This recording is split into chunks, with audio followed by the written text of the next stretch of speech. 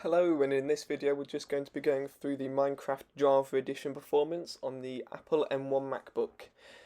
I'm using vanilla Minecraft, the latest as of writing this video, which is 1.16.5, and I'm just showing off the sort of performance you can expect from creating a new world. So as you can see here, it goes through pretty well. I mean, it always takes a while to get started on these, so the performance here is about what I would expect. It just takes a few moments. Okay, and then in terms of loading it, it's also much snappier. And of course, the thing that takes the most amount of time is actually creating it. So the settings I'm running on is fancy and 8 render chunks. Just open up the F3 menu, there you are. So you can see the sort of FPS you're looking at. The start is a bit slower as it loads in all your assets and world. After a while it does stabilize to around 40 to 60 FPS. The major problem I have is I only have the 8GB M1. If you had the 16 gig, I think you'd probably not notice these stutters. You'll notice every now and again there's a bit of stuttering going on. It does get better as the world's been loaded in. However, I will still try to see what 12 render chunks looks like as well a bit later on. The display resolution on the right hand side, it is running in a full screen window, so it's running at full resolution really. So the performance we're getting, considering it's on the fancy settings, is actually pretty good. So in this I'll just jump around, just kill a few things here and there so you can see how it is. And then I'll go for a bit of a sprint around as well so you can see what it's like when the world is actually generating things. A word of notice as well is older versions of Minecraft do not seem to play very well. For example, I was trying to test out Tekkit Classic performance, and that is a very old version of Minecraft. I think it's on 1.2.5 or something like that. But it suffers graphical glitches, and because of all the mods, it really just doesn't play very well. Anyway, so all the textures have this weird color glitch about them, but you have to play on really low render chunks to get any playable performance.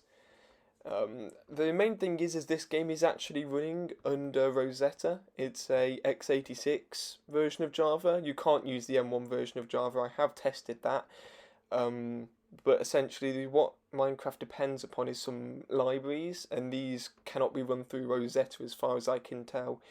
I was trying to look into it and I wasn't able to find any information, and they don't make special versions of these libraries yet for M1, although there is some discussion around it I've been able to find, so it's possible that could happen. And you could expect better performance, but really Java at the end of the day does like having quite a lot of memory, so being able to offer it some more would probably be quite beneficial in terms of the performance you can expect.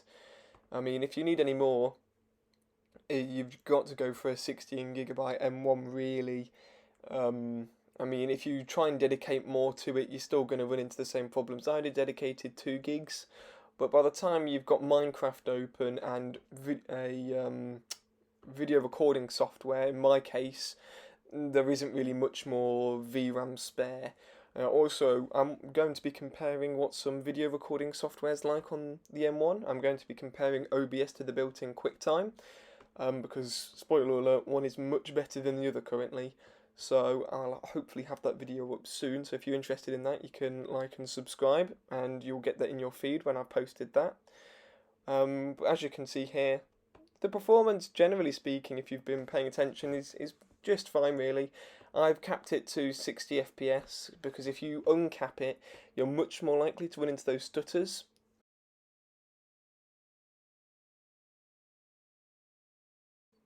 So this is putting it up to 12,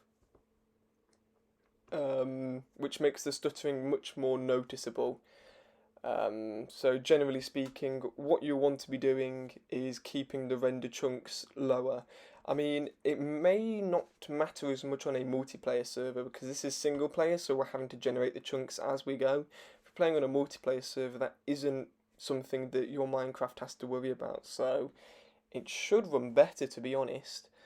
But the performance is still acceptable. It just depends. If you're doing lots of above world exploration, 12 chunks is just a bit too much for it. Because you can see as we get to the chunks that need rendering and crating, you get quite a lot of stutters. But I hope that's been useful so you can see the performance you can expect. Hopefully it improves. But yeah, thanks for watching.